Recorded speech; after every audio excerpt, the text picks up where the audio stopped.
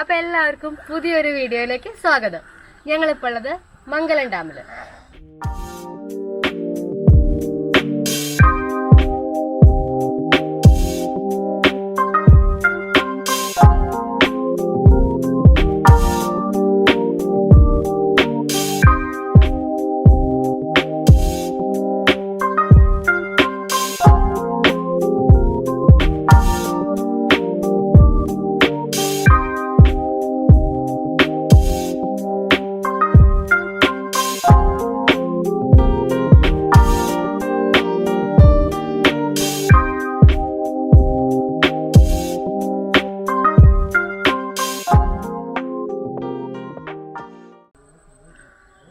മംഗലം നദിയുടെ ട്രിബ്യൂട്ടറി ആയിട്ടുള്ള ചെറുകുന്ന പുഴ, അതിന്റെ കുറുകെയാണ് ഈ മംഗലം ഡാം ഉണ്ടാക്കിയിട്ടുള്ളത്.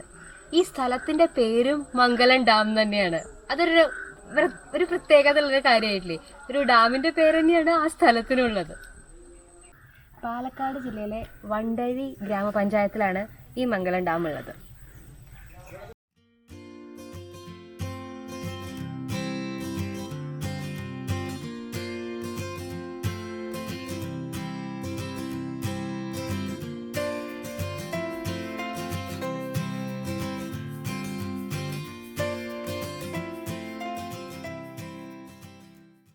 അമ്മ പറയായിരുന്നേ, ഇവിടുന്ന് ഇങ്ങനെ നോക്കിക്കഴിഞ്ഞാൽ പണ്ട് സ്കൂളില് വരയ്ക്കാൻ പറയുമ്പോൾ ആകെ വരയ്ക്കണത് കുറേ മലകളും അതിന്റെ മുകളിൽ സൂര്യൻ വരണതുമാണല്ലോ.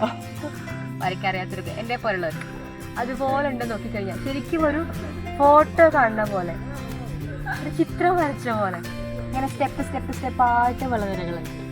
താഴത്ത് വലിയൊരു തടാകം, നല്ല ഭംഗിയുണ്ട് കാണാൻ.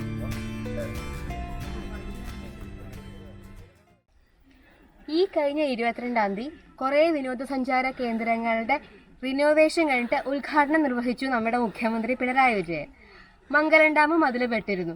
കഴിഞ്ഞ ആഴ്ച ഞങ്ങൾ പോയത് പോത്തുണ്ടി ഡാമിലേക്ക് പോയി, നെല്ലിയാമ്പതി ട്രിപ്പില്. അതിന്റെ വിശേഷം കാണാത്തവർ എന്തായാലും ലിങ്ക് പോയി കാണണം കേട്ടോ. ഇന്ന് ഞങ്ങൾ നിൽക്കുന്നത് മംഗലം ഡാമിലാണ്. ഇപ്പൊ റിനോവേഷൻ ഒക്കെ കഴിഞ്ഞ് ഇത് സഞ്ചാരികൾക്കായി തുറന്നു കൊടുത്തിട്ടുണ്ട്.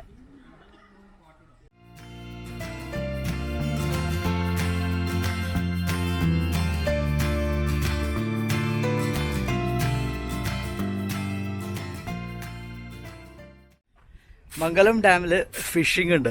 അപ്പോൾ ഫിഷിങ്ങിന് ഇവർ യൂസ് ചെയ്യുന്നത് നമ്മുടെ സാധാരണ ബോട്ട് പോലെയൊന്നുമല്ല, കൊട്ടവഞ്ചികളാണ്. അതായത് നമ്മൾ ഹൊഗനേക്കലിലൊക്കെ കണ്ടിട്ടില്ലേ, ചിന്ന ആസൈ, അതിലൊക്കെ ആ കൊട്ടവഞ്ചികൾ. അപ്പോൾ അതിലാണ് അവർ മീൻ പിടിക്കാൻ പോകുന്നത്. പക്ഷെ ഇവിടെ ടൂറിസ്റ്റുകൾക്കായിട്ട് അങ്ങനെ തുറന്നു കൊടുത്തിട്ടില്ല. ഹൊഗനേക്കലിലൊക്കെ ഉള്ള പോലെ അങ്ങനെ ഒരു റൈഡൊന്നുമില്ല.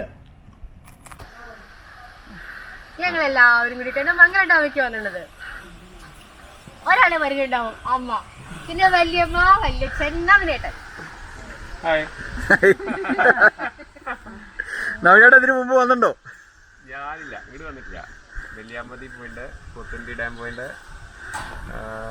പക്ഷെ ഇത് നന്നായിട്ട് മെയിൻറ്റെയിൻ ചെയ്തിട്ടുണ്ട്. സ്ഥലമാണെങ്കിലും നന്നായി നടക്കാനുള്ള സ്ഥലം, നല്ല തിരക്കില്ല. അതെ, എനിക്ക് ഭയങ്കര ഇഷ്ടമായി. നല്ല ഷെയ്ഡ് ഉണ്ട് അല്ലേ, കുറെ നടക്കാനുള്ള നല്ല സ്ഥലമുണ്ട്. ചുറ്റും ഡാമിന് ചുറ്റും നടക്കാൻ നല്ല സ്ഥലമുണ്ട്. കാണാനും നല്ല ഭംഗിയുണ്ട്. നിറയെ മരങ്ങളൊക്കെ, മരങ്ങളുണ്ട്. കയറാനും ഇറങ്ങാനും ഒരു വിഷമമില്ല.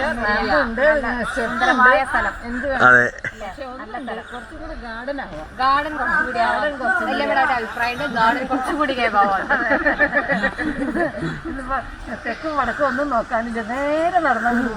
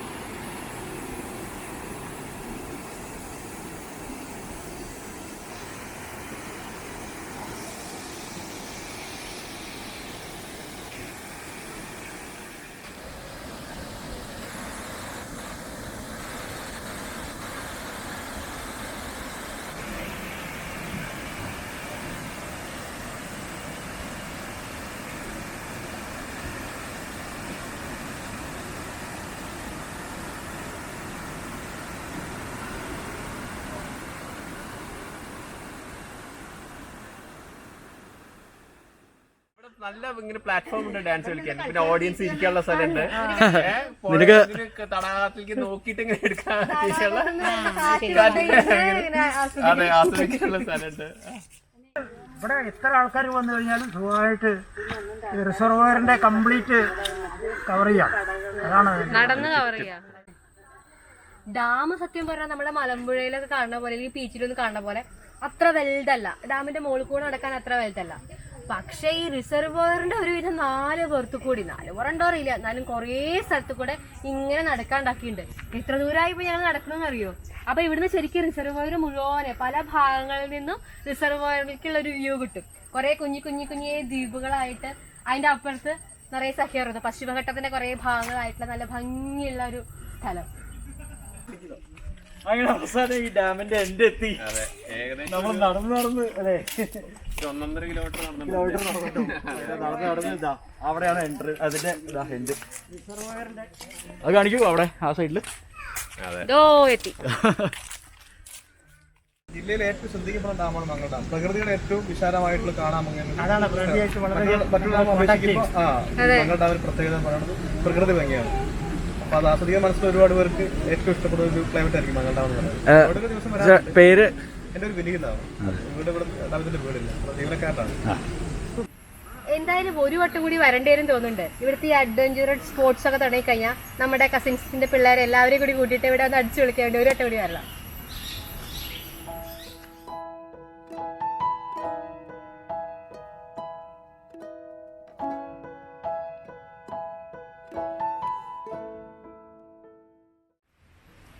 മംഗലം ഡാമിന്റെ വിശേഷങ്ങൾ തീരുന്നില്ല.